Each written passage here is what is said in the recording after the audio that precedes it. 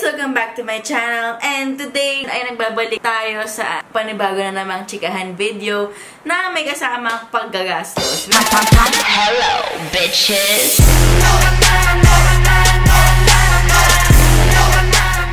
Medyo malamig kasi ngayon kaya naka-jacket ang lola mo. Pero, chika ko lang sa inyo yung mga nabili ko sa Taytay. Ako po ay proud Rizaleño. Alam nyo na yan. May pa-background lang si Mayor, ano?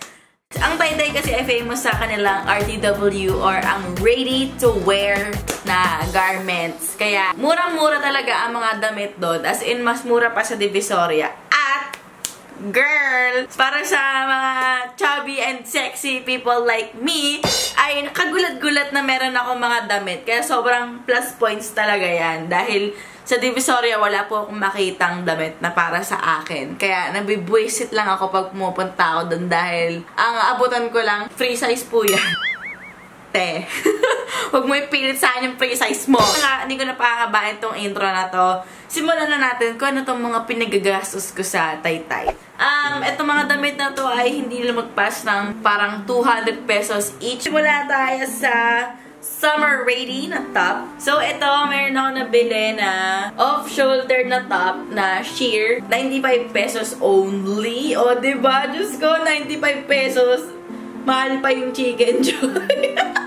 Ang unang iminerdy ko nga yung braso, pero shit guys, pasok sa banga. Ito, isa pa off-shoulder na top, parang dirty blue, tapos stripes, tapos may strap din siya, the ribbon ulit yung sleeve. Nakuha ko rin siya for like 90 pesos. Next is itong parang pepper shirt. Ayan, parang siyang crop top, pero mahaba yung likod niya. So, perfect para sa ating plus size ladies. Pero pinapair ko siya sa high waist na pants. Ako ko pala for only 70 pesos.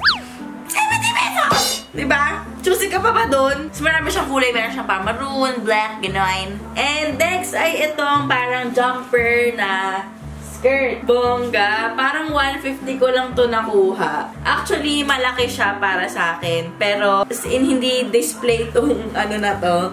Itong strap na to, na-adjust talaga siya. So, na-adjust na sa aking height. Hindi siya maganda kapag ano eh. Kapag pinakita ko lang, maganda siya pag sinuot. So, ito yung print niya. Parang floral na, parang Hawaiian. And, again, meron na naman siyang strap na ganito. And off-shoulder na naman. Diyos ko, diba?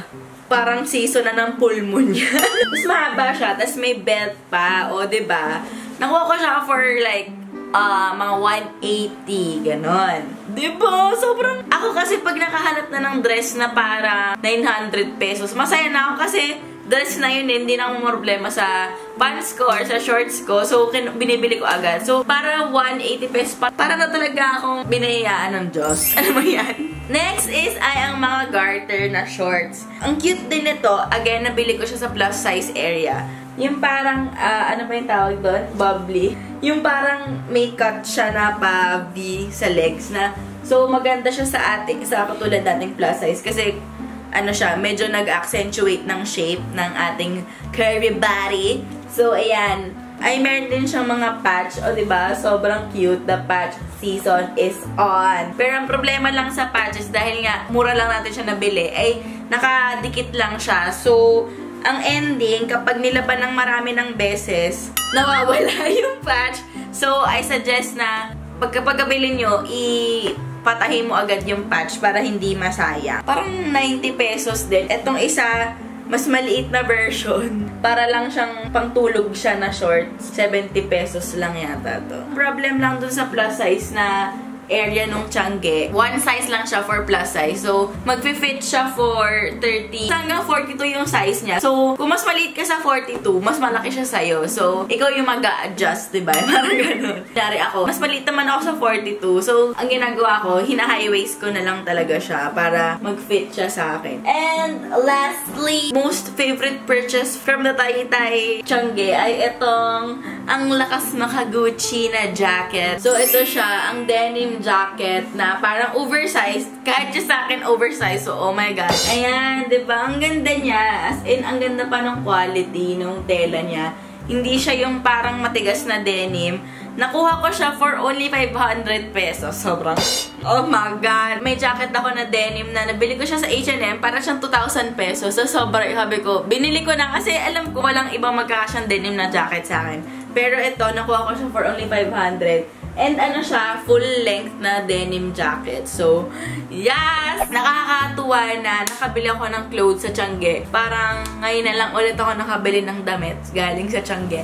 Ayan, so kung gusto niyo ng information about Taytay Tiangge, ito ay located sa may Club Manila East. Kung kayo ay familiar doon, yun yung parang pinaka-famous na resort sa Rizal or kung sa Taytay man. Pupunta kayong Club Manila East, malapit lang siya doon. As in, sa may entrance siya nung parang arko ng Club Manila East. Pero ngayon, ang alam kong schedule nila, sila ay Monday and Thursday from 10 p.m. to 6 a.m. Parang gano'n. Night market siya. So, and kung mahilig pala kayo sa patches, guys, huwag na kayo magpa-auto sa mga patches na sa mga Tiangge dyan sa mga mall dahil 100 pesos each doon. Sa Taytay, 10 pesos each lang yon. Yung mga parang standard sizes. So, tas yung mga malalaki na parang embroidery na yung dating, 30 pesos lang. Kaya, huwag na kayo magpatumpik-tumpik pa. Pumunta na kayo ng Taytay at mag-shopping sa Tiangge. Ang pangalan niya ay Bagpi Tiangge. Parang ganun. Bagpi Tiangge. At yung isa, My Soul yung tawag.